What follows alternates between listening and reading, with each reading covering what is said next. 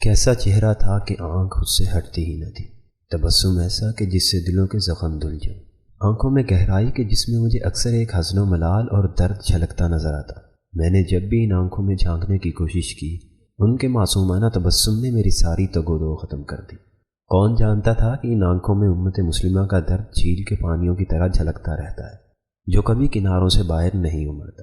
Michael Angelo, جسے دنیا ایک بہت بڑا مصور مانتی ہے، جس نے روم کے گرجا گھروں میں عالم بالا کے کئی کرداروں کی تصاویر اور مجسمے بنائے، اگر وہ قاضی حسین احمد کو دیکھ لیتا تو یقیناً کسی مقرب ترین فرشتے کی تصویر ان جیسی ضرور بناتا۔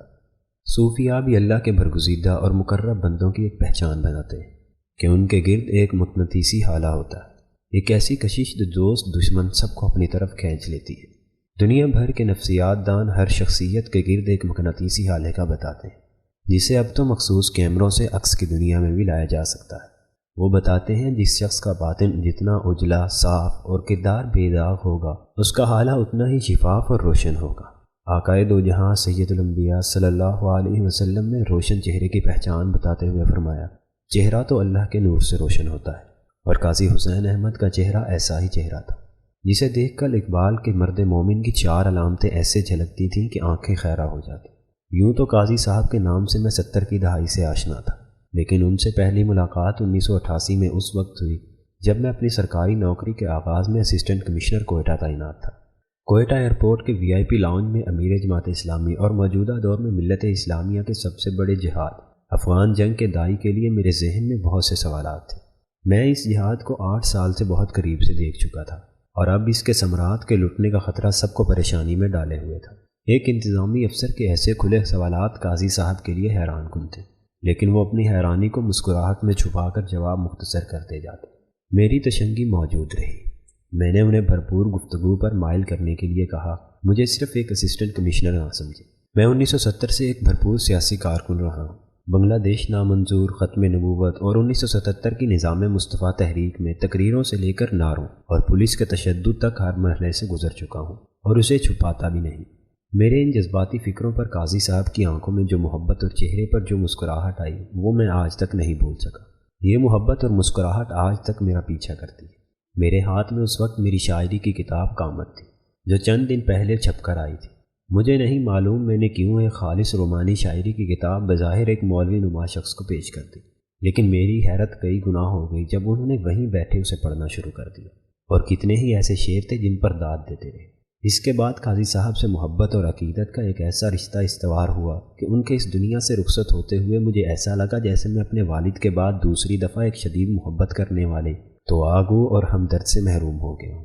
ایسے لگتا ہے جیسے کمرے کی ایک چھت تھی جو اڑ گئی ہے اور میں کھلے آسمان تلے کھڑا ہوں۔ آسمان بھی ایسا جہاں سے غیظ و غضب کی آندیاں میرے ملک کے تعاقب میں ہیں۔ اتحاد مسلم کے حوالے سے کتنے دکھ تھے جو قاضی صاحب کتنی خاموشی کے ساتھ میرے ساتھ گفتگو میں بیان کرتے۔ اس جد و جہد میں کیسی کیسی قیامتیں ان کے دل پر ٹوٹتی، لیکن آج تک ان کے لہجے کی شگفتگی میں کمی نہ آئی۔ کون سا مسلک ہے جس نے ان پر طنز کے تیر نہ پھینکے، لیکن محبت کے شہد میں ڈوبی اس زبان سے کبھی کوئی شکوہ نہ نکلا۔ ایک مرد کوہستانی کی طرح وہ ایک مضطرب دل لے کر پیدا ہوئے تھے۔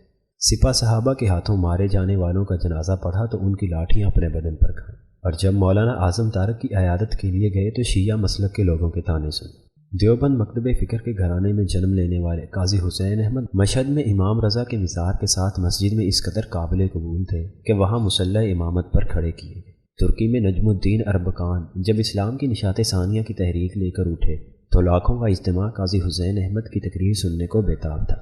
مصر کی اخوان المسلمون ہو یا فلسطین کی حماس، قاضی صاحب کا احترام سب کے دلوں میں مسلم۔ افغان جہاد کے حکمت یار ہوں یا برہان الدین ربانی، احمد شاہ مسعود ہو یا عبدالرب رسول سیاف، سب کے لیے قاضی صاحب کی ذات دلوں کو جوڑنے کا کام دیتی۔ لیکن اس ملک میں کون سا ایسا تیر ہے جو ان کی ذات پر نہ برسایا گیا؟ گزشتہ 20 سالوں کے انگریزی اور اردو کے سیکولر لکھاریوں کے نثر پارے نکال لیے جائیں تو آپ کو ان کی ذات پر ایسے ایسے الزامات ملیں گے جن میں کردار کشی کے سوا کچھ موجود نہیں۔ مگر ایک بڑی شخصیت کا کمال ہے کہ اس کی جانب سے کوئی گلہ شکوہ اور شکایت سامنے نہ آئی۔ سید الانبیاء صلی اللہ علیہ وسلم ایک مجلس میں موجود تھے کہ ایک فرد حضرت ابوبکر صدیق رضی اللہ تعالیٰ عنہ کو برا بھلا کہہ رہا تھا، اور آپ صلی اللہ علیہ وسلم مسکرا رہے تھے۔ اچانک حضرت ابوبکر صدیق رضی اللہ تعالیٰ عنہ نے اس کا جواب دینا شروع کیا تو آپ صلی اللہ علیہ وسلم اٹھ کر چلے گئے۔ حضرت ابوبکر نے پریشان ہو کر آپ سے سوال کیا۔ جب تک میں خاموش رہا تو آپ تبسم فرماتے رہے، لیکن میں نے جواب دیا تو آپ ناراض ہو کر اٹھ گئے۔ آپ صلی اللہ علیہ وسلم نے فرمایا، جب تک تم خاموش تھے تو اللہ کی جانب سے ایک فرشتہ تمہاری جانب سے جواب دے رہا تھا، لیکن جیسے ہی تم نے جواب دینا شروع کیا تو وہ فرشتہ رخصت ہو گیا۔ یہ ہے وہ نصرت جو اللہ کی طرف سے ایک مومن کے حصے میں آتی ہے۔ وقت ثابت کرتا ہے کہ کردار کی عظمت کس کا مقدر ہوتی ہے۔ قاضی صاحب سے میری عقیدت اور محبت ایک اور باہمی رشتے میں بندھی ہوئی تھی۔ یہ رشتہ علامہ اقبال کی شخصیت کے راستے، قرآن فہمی اور عشق رسول صلی اللہ علیہ وسلم کی راہداریوں تک جا نکلتا ہے۔ کئی بار مجھے قاضی صاحب کی صدارت میں یوم اقبال کی تقاریب میں حصہ لینے کی سعادت ملی۔ اقبال کے اشعار ان کی زبان پر یوں وارد ہوتے کہ سما بن جاتا۔ انہیں بیک وقت فارسی اور اردو دونوں پر عبور تھا۔ بڑے بڑے اردو ادب کے نقاد اقبال شناسی میں ان کی گرد کو بھی نہیں پہنچتے تھے۔ جو کسی بھی طاقت سے، اقتدار سے، برادری سے، ظالم سے، افسر سے، بے روزگاری سے، غربت سے ڈرتا ہے، وہ دراصل شرک کر رہا ہوتا ہے، کیونکہ دل میں خوف صرف اللہ سبحانہ و تعالیٰ کا ہی بسا ہونا چاہیے۔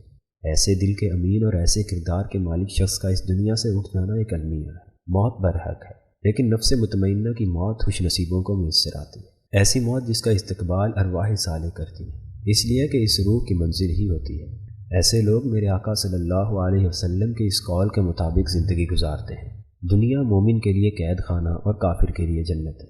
قاضی صاحب کی روح اس قید خانے سے آزاد ہے، لیکن ہم سے کتنے ہی ایسے ہیں جو واقعی اس دنیا کو قید خانہ سمجھتے ہیں۔